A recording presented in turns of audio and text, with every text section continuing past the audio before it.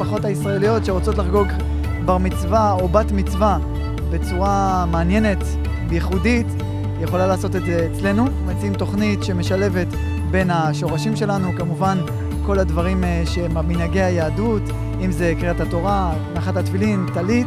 בנוסף, הצגת הפתעה של הרב מראה איך עשו טקס במצדה לפני 2000 שנה, והוא מלמד גם את האבא להגיד ברכה מיוחדת, את האמא בעצמה להגיד ברכה מיוחדת לחתן הבר מצווה. בסוף הוא מלמד גם את הילד לתקוע בשופר, שכמובן הוא מקבל אותנו גם מאיתנו מתנה.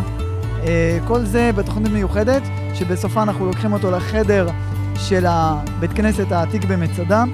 בתוך החדר הזה יושב סופר סתם ונותן לו אפשרות לכתוב עוד בספר תורה עם תעודה מיוחדת שיש לו את האות הזאת שהולכת איתו לברכה, להצלחה.